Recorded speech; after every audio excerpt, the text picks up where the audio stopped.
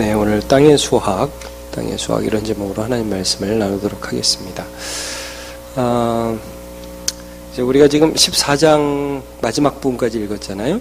이제 그 12장부터 14장 그리고 15장까지 그 7개의 환상이 나옵니다. 여러분이 유심히 보셨으면 이제 알게 될 텐데, 여러분 한번 보세요. 12장 한번 보세요. 12장 보면 어떻게 시작하죠? 하늘에 큰 이적이 보이니 1절에 이렇게 시작하죠.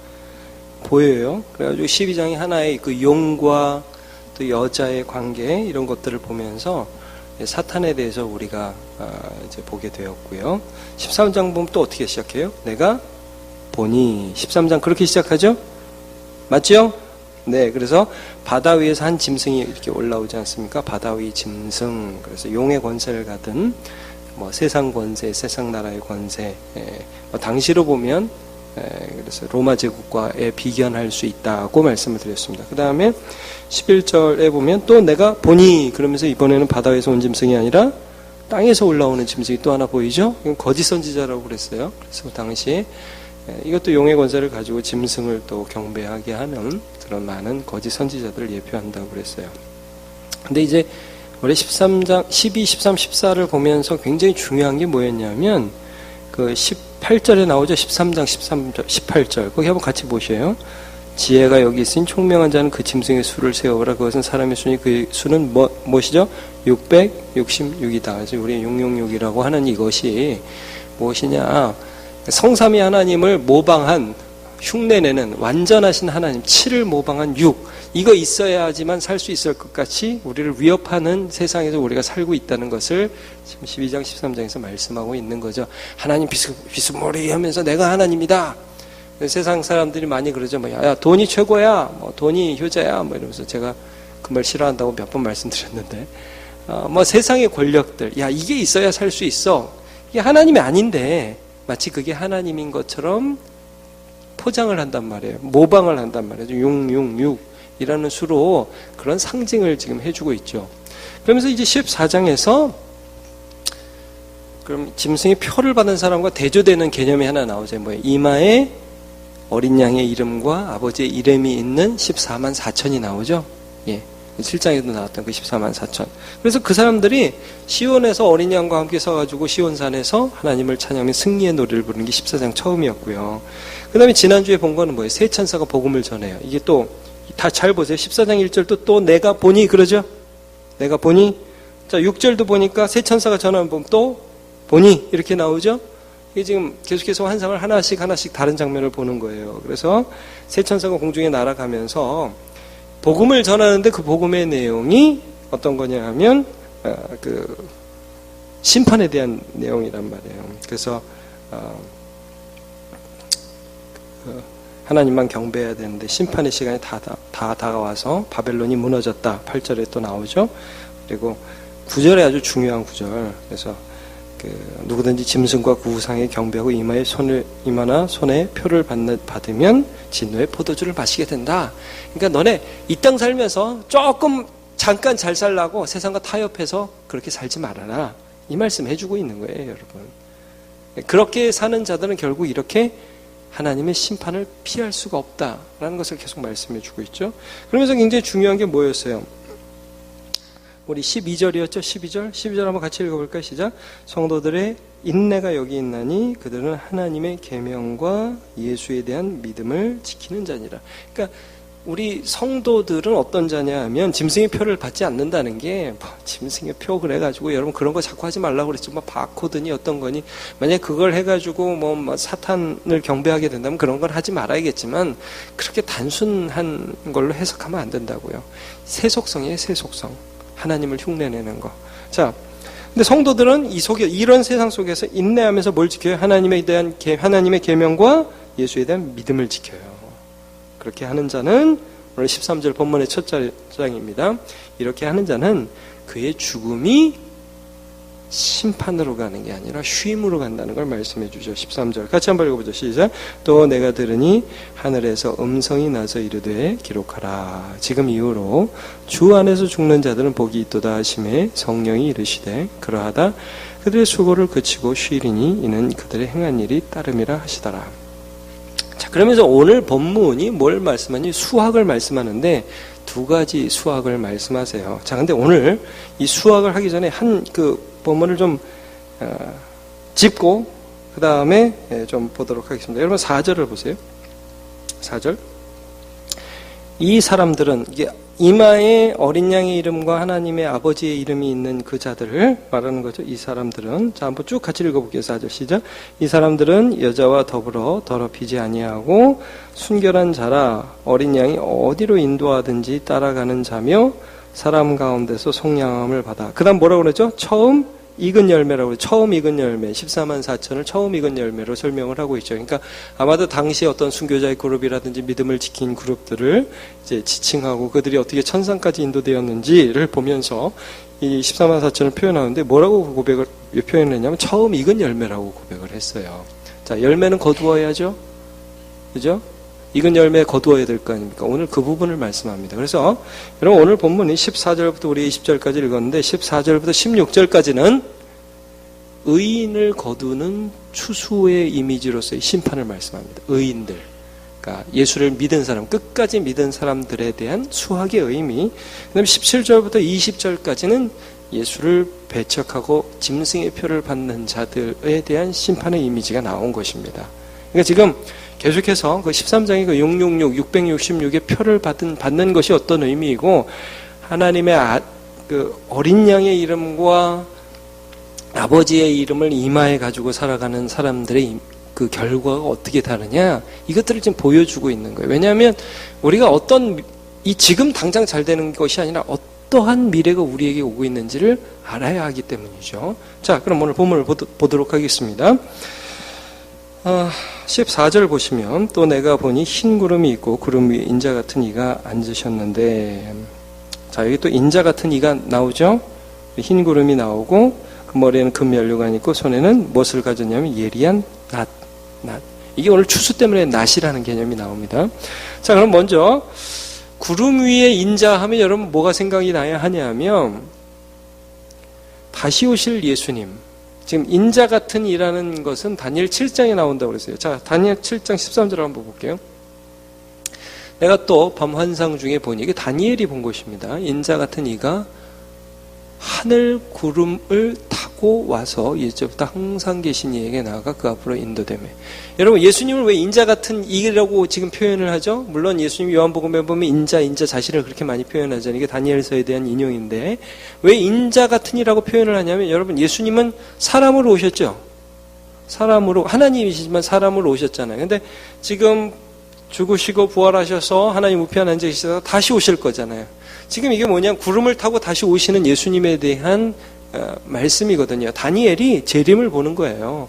예수님이 다시 오실 때를 보고 있는 것입니다. 그게 뭔지도 다니엘은 충분히 이해하지 못했을 것입니다. 그러나 구름을 타고 오시는 재림주를 말씀하고 있죠. 그래서 여러분 마태복음 13장 26절에 보면 재림의 때에 대해서 예수님이 이렇게 말씀하세요. 그때 인자가 뭘 타고? 구름을 타고 큰 권능과 영광으로 오는 것을 사람들이 보리라. 재림은 항상 너희들이 구름을 타고 가시는 것처럼, 천사들과 함께 같은 것처럼 그대로 또 오시리라고 말씀을 하죠. 계시록 1장 7절 볼지어다, 계시록 1장 7절 볼지어다 그가 구름을 타고 오시리라. 각 사람의 눈이 그를 보겠고 그를 찌른 자도 볼 것이요 땅에 있는 모든 족속이 그로 말미암아 애곡하리니 그러하리라. 아멘. 여러분, 예수님이 오시는 것을 못 보는 사람은 없습니다. 번개가 동에서 서에서 번쩍하는 것 같이 인자의 오음도 그러하리라. 예수님 모든 사람이 볼 수 있게 재림하십니다. 근데 구름을 타고 오신다고 말씀을 하고 있죠. 그러니까 지금 우리가 14절을 봤는데 내가 보니 흰 구름이 있고 구름 위에 인자 같은 이가 앉으셨는데 이건 뭐냐면 이 재림과 함께 있을 그 심판의 때를 지금 보여주시고 계시는 거예요. 그러면 이 짐승의 표를 받은 자하고 어린 양의 이름과 아버지의 이름을 이마에 인친 자하고 어떤 결과가 나타나느냐, 이걸 이렇게 대조적으로 표현하고 있는 것이죠. 자, 이제 보시면 15절에 또 다른 천사가 성전으로부터 나와 구름 위에 앉은 이를 향하여 큰 음성으로 외쳐 이르되 당신의 낫을 휘둘러 거두소서. 땅의 곡식이 다, 여기 어떻게 되죠? 다 익어서 거둘 때가 이르렀음이니이다. 아까 14만 4천 처음 익은 열매라고 그랬죠? 여기 이제 마지막 때가 되어서 모든 익은 열매를 거둘 때가 다 된 것입니다. 그들을 이제 거두소서 그렇게 예수님께 요청을 하죠. 그래서 구름 위에 앉으신 이가 낫을 땅에 휘두르매 16절 땅의 곡식이 거두어지니라. 자, 예수님이 늘 이런 말씀하셨어요. 이것도 성경을 몇 구절만 볼게요. 마태복음 13장 29절 주인이 이르되 가만두라 가라지를 뽑다가 곡식까지 뽑을까 염려하노라. 여러분 하나님께서 의인과 악인을 지금 당장 다 심판하지 않으시죠? 한꺼번에 심판하시면 의인도 다치니까 놔두신단 말이에요. 놔두셔요. 그러다가 이제 30절 둘 다 추수할 때까지 함께 자라게 두라. 가라지도 두고 곡식도 좀 두어라. 추수할 때 내가 추수꾼에게 말하기를 가라지는 먼저 거두어서 불사르게 단으로 묶고 추수할 그 곡식은 모아서 내 곡간에 넣으라 하리라. 지금 이것을 말씀하고 있는 것입니다. 요한복음 5장 28절 이르되 이를 놀랍게 여기지 말라. 무덤 속에 있는 자가 다 그의 음성을 들을 때가 오나니 선한 일을 행하는 자는 어떤 부활이요? 생명의 부활. 악한 일을 행한 자는 심판의 부활. 이 다르다는 것입니다. 지금 심판이 우리 앞에 있다는 것을 너희 염두에 둬라. 자, 우리 예수 믿는 사람들 여러분 기억하십니까? 지금의 고난 이후에 하나님 앞에서 우리가 심판의 때에 영원한 형벌과 영원한 상급으로 우리가 완전히 다른 길로 가고 있다는 것을 믿으십니까? 이게 우리가 짐승의 표를 받지 않을 수 있는 힘이 된다는 것을 지금 말씀하고 있는 것입니다. 자, 마태복음 25장 31절 인자가 자기 영광으로 모든 천사와 함께 올 때 자기 영광의 보좌에 앉으리니 모든 민족을 그 앞에 모으고 각각 구분하기를 목자가 양과 염소를 구분하는 것 같이 하여 양은 그 오른쪽에 염소는 왼편에 두리라. 여러분 이 비유 아시죠? 그래서 양에게 뭐라고 그래요? 야, 내가 배고플 때, 내가 추릴 때, 내가 옥에 갇혔을 때, 내가 목마를 때 너네가 나를 도와주고 너네가 먹을 것도 주고 뭐 마실 것도 줘서 참 고맙다. 언제 그랬어요? 지극히 작은 자 하나에게 한 것이 곧 내게 한 것이다. 너네는 안 그랬어, 염소? 저희가 언제 안 했어요? 지극히 작은 자 하나에게 하지 아니한 것이 곧 내게 하지 아니한 것이라. 예수를 믿게 여러분 이것도 마찬가지. 이것도 오늘 본문과 연결해서 생각할 수 있는 거예요. 예수를 믿는 믿음, 예수를 신뢰하는 신뢰가 지극히 작은 자 하나에게로 나아가느냐 나아가지 않느냐가 그 사람이 진짜 믿느냐 믿지 않느냐를 보여주는 거예요. 여러분 예수를 향한 태도가 지극히 작은 자를 향한 태도로 나타나지 않으면 가짜라는 거죠. 거기에 대한 결말들을 우리가 맞이하게 될 것을 지금 말씀하고 있는 것입니다. 자, 두 번째. 그러면 이렇게 예수 믿는 믿음을 가진 자를 예수님이 이렇게 모아서 영원한 하나님의 곳간에 들이시는 그런 추수가 있고 또 악인들에 대한 심판, 짐승의 표를 받는 자들의 심판에 대해서는 이렇게 말씀하시죠. 18절. 17절부터 나오죠. 또 다른 천사가 하늘에 있는 성전에서 나옵니다. 하늘 성전, 하늘 모형을 보는 거죠. 지금 이제 우리가 4장, 5장에서 봤지 않습니까? 보호자에 앉으신 이가 있고, 어린 양이 서 있고, 24장로가 있고, 내생물이 있고, 그러니까 하늘 성전에서 한 천사가 나오는데 예리한 낫을 가졌습니다. 이게 또 표현이 더 재밌어요. 더 예리하다. 죽었다 이거죠. 근데 또 불을 다스리는 다른 천사가 이번에 어디서 나오냐? 제단으로부터 나옵니다. 자, 이 부분을 좀 유의 있게 보아야 됩니다. 제단에서 천사가 나와서 예리한 낫 가진 자를 향하여 큰 음성을 울려 예리한 낫을 휘둘러 땅에 포도송이를 거두라. 그 포도가 익었느니라. 여기 익어서 포도를 거두라는 그런 말씀을 해주고 있죠. 근데 좀 전에 말씀드린 것처럼 여기서 명령하는 이 천사는 불을 다스리는 천사입니다. 그리고 제단에서 나왔습니다. 자, 제단 6장 9절을 한번 제가 PPT 만들었습니다. 6장 9절을 보면요. 다섯째 인을 떼실 때 내가 보니 하나님의 말씀과 그들이 가진 증거로 말미암아 죽임을 당한 영혼들, 순교자들입니다. 순교자들이 제단 아래에서 있어서 큰 소리로 이렇게 기도하죠. 거룩하고 참되신 대주저여 땅에 거하는 자들을 심판하여 우리의 피를 갚아주지 아니하시기를 어느 때까지 하시려 하나이까. 하나님 언제까지 우리의 원수를 안 갚아주실 거예요?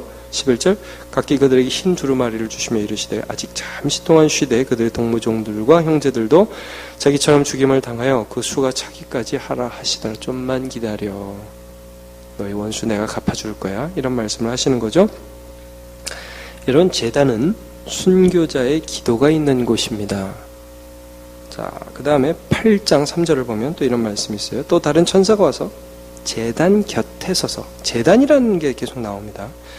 금향로를 가지고 많은 향을 받았으니 이는 모든 성도의 기도와 합하여 보좌 앞 금제단에 드리고자 함이라. 그래서 여러분 제단하면 늘 성도의 기도라고 그랬죠. 여기서 제단은 아마도 그 제물을 드리는 제단도 있지만 여러분 성소 안에 향이 올라가는 제단이 있죠. 금향 제단. 그 제단을 말하는 것 같아요. 그 향이 기도와 함께 올라가는데 향연이 성도들과 기도와 함께 이제 올라가서 천사의 손으로부터 하나님 앞에 올라가는데 5절을 한번 읽어보게요. 8장 5절 같이요. 시작. 천사가 향로를 가지고 이거 없어요? PPT? 네, 같이 한번 찾아보세요. 8장 5절. 예, 죄송해요. 전 다 있는 줄 알았어요. 8장 5절을 보면 같이 읽어볼까요? 시작. 천사가 향로를 가지고 제단에 불을 담아다가 땅에 쏟음에 오래와 음성과 번개와 지진이 나더라. 아멘.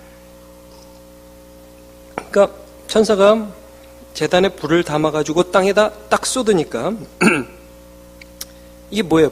제단에 불을 담아다 쏟는다는 게 뭐예요? 심판이 임했다는 거죠. 그러니까 성도의 기도가 제단을 통하여 하나님 앞에 올라갔고 다시 그 제단을 통하여 하나님의 진노가 쏟아지는 것입니다. 지금 우리가 본문으로 다시 가볼까요? 14장으로 이제 가십시다. 좀 전에 봤죠? 18절. 불을 다스리는 천사가 제단으로부터 나와서 예리한 낫을 가진 자를 향하여 야, 네 예리한 낫을 휘둘러 땅에 포도송이를 거두라. 심판이 시작된 거예요. 그러면 그 심판이 어떻게 세상의 악을 향하여 쏟아졌는가? 19절. 천사가 낫을 땅에 휘둘러 땅의 포도를 거두어 하나님의 진노의 큰 포도주 틀에 던져버렸죠. 그러니까 여기 보니까 참 20절이 재미있는 표현이에요. 성 밖에서 그 틀이 밟힌다. 말하자면 여러분 하나님의 성 안에가 아니라 하나님의 성 밖에. 아마 여기 성은 예루살렘 시온을 가리키는 것일 겁니다. 시온 성 밖으로 그들이 쫓겨나요. 슬피 울며 바깥 어두운데 쫓겨나서 슬피 울며 이를 갈미 있으리라. 여러분 생각나시죠? 하나님의 백성의 자리에서 쫓겨나는 것입니다. 짐승의 표를 받으며 살아가는 자들. 거기서 밟히니까 틀에서 피가 나요. 이게 좀 무섭죠? 포도가 밟히면 포도주가 나와야 되는데 피가 나온다고 이렇게 표현을 하고 있어요. 그리고 말 굴레까지 닿았고, 말 굴레라는 게 이제 말을 이제 어거하고 메고 하는 건데 이게 전쟁 이미지입니다. 이게 뭐냐면 전쟁할 때 말들이 막 달리잖아요. 그럼 이제 말 탄 자들이 막 적군을 죽이기도 하고 또 적의 백성들을 죽이기도 하는데 피가 튀잖아요. 그 피가 말의 이 굴레를 씌우고 있는 이 상체까지 피가 튀었다 이런 말씀이에요. 그러니까 이 세상에서 적당히 타협하는 자들이 맨 마지막 날 심판에 얼마나 처참하게 멸망하고 말 것인가에 대한 말씀을 해주는 것이죠. 여기 이제 1600 스타디온에 퍼졌더라. 이 말씀은 그러니까 이렇게 해석하시면 됩니다, 여러분. 온 땅에 그 피가 넘쳐났더라. 이렇게 해석을 하시면 됩니다. 이게 1600이라는 게 스타디온은 여러분 한 180m 정도 되는데 스타디움이란 말 들어보셨죠? 스타디움 못 들어보셨어요? 운동장을 보통 스타디움이라고 그러잖아요. 그래서 로마 경기장이 이 한 스타디온 정도의 크기라고 그래요. 한 180m, 한 200m 이 정도. 그래서 이 1600 스타디온은 약 30km 정도 되는데 당시에 가나안 땅 아래 거의 이집트에서 저 위쪽까지를 다 커버하는 지역적인 크기가 된다고 그래요. 근데 이게 왜 온 땅이라고 해석을 하냐 하면 성경학자들이 이렇게 해석을 해요. 16 그러면 여러분 산수하신 지 좀 오래되겠지만 4 곱하기 4가 16이죠. 근데 요한계시록이나 성경에 보시면 4는 항상 온 세상이에요. 동서남북해서 온 땅을 가리킬 때 4. 그래서 여러분 나중에 요한계시록에도 몇 장인지 제가 지금 정확하게 기억이 안 나는데 네 천사가 땅에 모퉁이에서 바람을 잡고 있는 그런 장면이 나와요. 그래서 항상 4는 온 세상을 가리키는 그런 의미가 있어요. 그래서 4 곱하기 4는 온 세상의 충만 이렇게 해석을 하더라고요. 근데 그게 맞는지 저는 확실히 못하고 그렇게 확실하다고는 얘기하지 못하겠고 그렇게 해석하는 것도 있다. 이 정도만 제가 우리 성도들한테 말씀을 드리겠습니다. 하여튼 여기서의 의미는 이러한 심판들이 아마도 온 세상에 가득히 넘치고 비참한 최후를 맞이할 것이다라는 것을 말씀하고 있어요. 전체적으로 이 지금 본 14장의 이미지는 요엘서 3장 13절의 이미지입니다. 요엘서 3장 13절 한번 보여주시죠. 예, 너희는 낫을 쓰라. 곡식이 이것도다. 와서 밟을지어다. 포도주 틀이 가득히 차고 포도주 독이 넘치니 그들의 악이 크미로다. 이 말씀에 대한 인용입니다. 제가 오늘 그 본문 말씀을 좀 빠르게 여러분에게 말씀을 증거했습니다. 전체적으로 이런 겁니다. 심판이 있다는 거예요. 심판이요. 지금 요한 사도는 곳곳에 흩어진 하나님의 백성들, 그리고 세상과 타협하지 않으면 살아갈 수 없는 하나님의 백성들에게 짐승의 표를 받으면서 거기에 아부하면서 살지 말고 끝까지 어린 양을 따라가고 믿음을 지키는 그런 삶을 살아가라고 말씀을 해주고 있는 것이지요. 여러분, 저는 다니엘서가 아주 대표적인 책이라고 보여져요. 다니엘은 분명히 그 당시에 체계 안에서 그 신하도 했어요. 왕의 신하도 했어요. 그러나 하나님을 따랐죠. 어릴 때는 왕이 주는 진미를 먹지 않고 자기 몸을 더럽히지 않기 위해서 채소만 먹어서 하나님이 그의 얼굴을 밝게 해주셨잖아요. 여러분, 이게 666이에요. 야, 그 우상이 저런 것도 좀 먹어. 이런 것도 좀 인정해야지. 그래야 네가 왕실에서 살아남아. 이게 666이에요, 여러분. 이거 받아야 살 수 있다는 거예요. 나중에 그가 총리가 되고 말년에 어떤 일을 당합니까? 그를 시기했던 사람들이 다니엘을 어떻게 고소할 방법을 찾다가 도저히 안 되니까 이렇게 하잖아요. 왕을 탁 설득해가지고 그 왕 아닌 다른 어떤 신에게 기도를 하거나 절을 하면 사자굴에 집어넣읍시다. 그럼 다니엘이 그것을 듣죠. 왕이 조소의 어인을 찍었잖아요. 근데 어떻게 합니까? 그것을 알매도 불구하고 하루에 3번씩 평소에 하던 대로 예루살렘을 향하여 창문을 열어놓고 기도를 했다. 여러분, 이게 짐승의 표를 받지 않고 하나님을 믿는 어린 양, 이마에 어린 양과 하나님 아버지의 이름이 있는 자로서 살아가는 거죠. 성도의 인내가 여기 있나니 그들은 하나님의 계명과 예수에 대한 믿음을 지킨 자라. 그렇게 되는 거죠. 자, 그러면 요즘에 어떻습니까? 우리가 사는 이 세상에서 우리와 세상과의 관계를 한번 보죠. 세상이 우리한테 야, 예수 잘 믿어. 나는 너무 신경 쓰지 마. 그럽니까? 아니죠. 세상의 체계 안으로 들어와서 세상의 표를 받고 세상에서 요구하는 것들을 지키면서 살아가라고 그러죠. 제가 그 예전에 유명 강사 한 명을, 기독교인 유명 강사 한 명을 강사로 한번 초빙해서 학생들한테 강의를 시키고 밥을 먹는데 그런 얘기 했다고 한번 말씀드렸을 거예요. 계약서를 쓰는데 이렇게 쓴다는 거죠. 보통 사회에서. 자, 강의로, 그분 강의료 굉장히 비싸더라고. 어떤 기업에 강의하면 1,000만 원도 받는데, 한 번 강의하는데. 근데 거기서 이렇게 얘기하는 1,200만 원이라고 계약서를 쓰자는 거예요. 그럼 우리가 1,000만 원을 줄게. 그리고 200만 원을 우리 줘라. 자, 여러분 이렇게 해야 돼요, 안 해야 돼요? 이렇게 하면 됩니까, 안 됩니까? 이렇게 하면 안 되죠? 됩니까, 안 됩니까? 안 되죠? 근데 세상 사람들 다 이렇게 하는 거 아시죠? 그분이 그런 얘기 하시더라고요. 한번 그거 거절했다가 왕따 돼서 되게 오래 고생했대요. 그거 거절하면 야, 너만 잘나냐? 여러분, 그런 거 거절하면 박수 쳐주지 않아요. 훌륭하시다고, 정직하시다고, 어떻게 그렇게 참 이렇게 순결한 그리스도의 제자냐고 박수 쳐주는 세상이 아니에요. 니만 잘났냐? 이러지. 그렇지 않겠어요? 그렇게 우리가 사는 세상이 그렇잖아요. 적당히 이렇게 해가지고 이거 안 따로 난 너랑 장사 안 해. 그러면 이제 끝나는 거예요. 우린 그런 세상에 살고 있거든요. 여러분, 666 짐승의 표를 받는다. 이게 무슨 의미인지 여러분 생각을 해 보시기를 바랍니다. 물리적인 그런 게 아니라 우리의 삶에 너무나 많이 있는 세속성이에요. 예를 들어서 여러분 청년들 생각해 보세요. 우리 청년들이 지금 많이 없는데 청년들 취업하려고 그러면은 하나님 버려야 취업하기가 더 쉬워요. 적당히 타협해야 되고 회사 직장 상사한테 적당히 아부해야 되고요.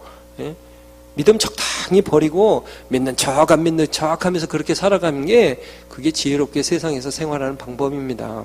근데 그게 짐승의 표를 받는 거라고요. 결혼할 때도 마찬가지예요. 청년들이 결혼할 때 그런 얘기를 많이 해요. 목사님 다 좋은데 예수만 안 믿어요. 돈도 많고 인물도 잘생겼고 뭐 직업도 괜찮은데 예수만 안 믿어요. 아주 그냥 제가 그냥 어떻게 해야 될지는 모르겠어요.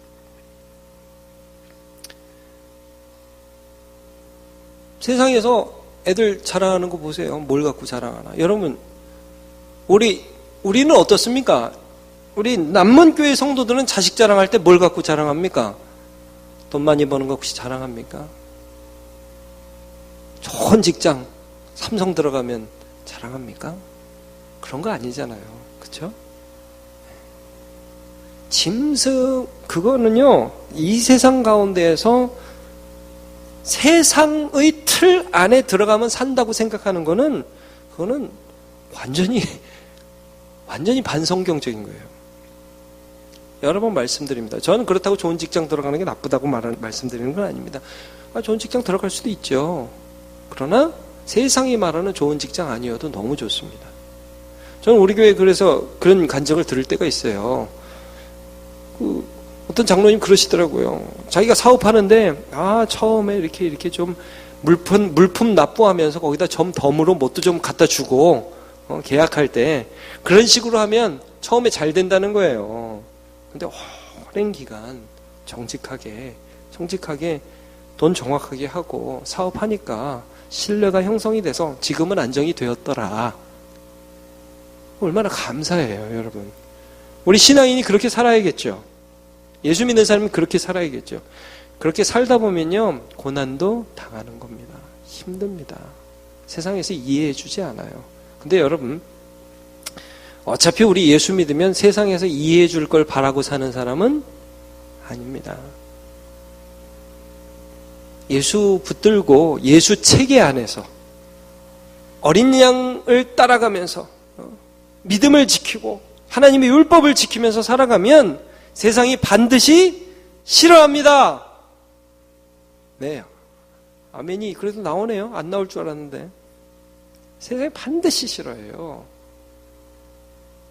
근데 그럼에도 불구하고 이 길을 가는 자는 주님이 예리한 낫을 들고 이 세상을 심판하러 오실 때에 주님의 곳간에 들어가는 알곡으로 모아들여지는 것입니다. 그러나 적당히 세상에서 좋은 게 좋은 거지 뭐 예수 믿는 척하고 살아가도 그 마지막에 저는 참 어떻게 보면 그 사람 더 불쌍해요. 예수를 믿는 척하고 자기는 구원을 받았다고 생각을 하고 실제 예수는 안 믿고 교회만 나오고 그리고 살아가는데 마지막에 야 넌 아니다 그럼 그 사람 얼마나 억울하겠어요. 그렇죠, 여러분. 그건 아니에요. 예수를 믿는 믿음은 우리가 살아가는 세상과의 관계에서 분명하게 드러나게 되어 있고요. 그것은 마지막 날 심판 때에 하나님의 그 양과 염소를 부르는 구분 가운데서 분명히 드러납니다. 자, 우리 성도들 힘내십시오. 예수 믿는 믿음으로 세상을 살아가시기를 축복합니다. 마지막 날에 그들은 하나님께서 반드시 그의 나라에 들여주십니다. 자, 우리 야고보서 2장 12절 13절 마지막으로 한번 읽어보겠습니다. 같이요. 시작. 너희는 자유의 율법대로 심판받을 자처럼 말도 하고 행하기도 하라. 긍휼을 행하지 아니하는 자에게는 긍휼 없는 심판이 있으리라. 긍휼은 심판을 이기고 자랑하느니라. 자, 이게 무슨 말씀이에요? 남을 긍휼히 여기는 자는 심판당할 때에 긍휼히 여김을 받고 오히려 자랑한다, 이런 말씀이거든요. 그게 여러분 뭐예요? 믿음이라는 것이 남을 긍휼히 여기는 것으로 드러나지 않으면 그건 가짜라는 말씀입니다. 나는 너무 믿음이 좋아. 근데 다른 사람을 불쌍히 여기지는 않아. 가짜라는 거예요. 긍휼히 여기는 자는 자기의 믿음, 이 세상의 그런 트렌드, 이 세상이 다들 하는 거, 그런 걸 쫓아가지 않는 거예요. 세상이 말하는 666을 받지 않는 거예요. 이게 하나님의 뜻이냐? 이게 하나님의 뜻이 아니냐? 주 앞에서 끊임없이 고민하면서 그 뜻을 따라가는 자, 그런 자는 마지막 심판날에 야, 하나님이 오르셨다. 하나님이 나 같은 자를 긍휼히 여기신다. 그러니까 긍휼이라는 게 하나의 한 단면이에요. 예수 믿는 한 단면. 세상 사람들이 여러분 그렇잖아요. 세상 사람들이 모두 약한 자는 무시하죠. 안 그렇습니까? 세상 사람들이 다 약한 자는 무시하잖아요. 그러면 우리 예수 믿는 사람들은 약한 자를 긍휼히 여겨야죠. 그게 666을 받지 않는 겁니다, 여러분. 그게 예수 믿는 자로 살아가는 거죠. 심판을 견디고 자라간다는 거죠.